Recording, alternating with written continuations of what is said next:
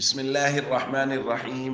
عن حكيم بن حزام رضي الله تعالى عنه قال قال رسول الله صلى الله تعالى عليه وسلم: البيعان بالخيار ما لم يتفرقا، فإن صدقا وبينا بورك لهما في بيعهما، وإن كذبا وكتما محقت بركة بيعهما. رواہ البخاری۔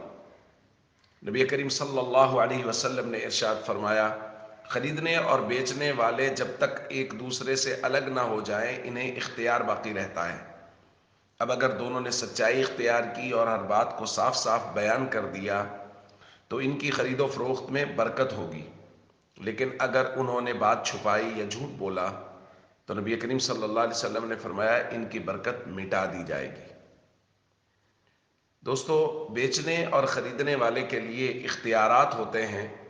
شریعت نے تجارت کے معاملات کو بہت واضح بیان کیا ہے تاکہ یہ چیزیں مفضی للنزاع نہ ہوں، کہیں جھگڑے کی طرف بات نہ چلی جائے، اسی لیے شریعت نے مختلف اختیارات رکھے ہیں۔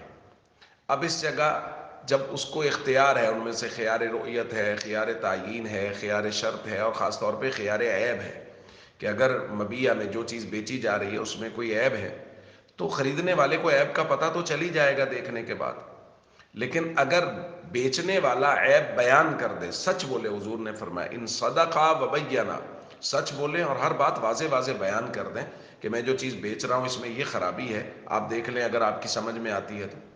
اگر ایسا کریں گے تو بیع میں برکت ہوگی۔ ہو سکتا ہے وقتی طور پہ پیسے کم ملیں لیکن وہ برکت والے ہوں گے، لیکن اگر جھوٹ بولیں گے، ان چیزوں کو چھپائیں گے، بلا وجہ اپنی چیز کی تعریف کریں گے حالانکہ ان میں وہ خواص، وہ اچھائیاں نہیں ہوں گی، لیکن یہ اس کو بیان کرے گا، تو نبی کریم صلی اللہ علیہ وسلم نے فرمایا اس صورت میں برکت مٹا دی جائے گی۔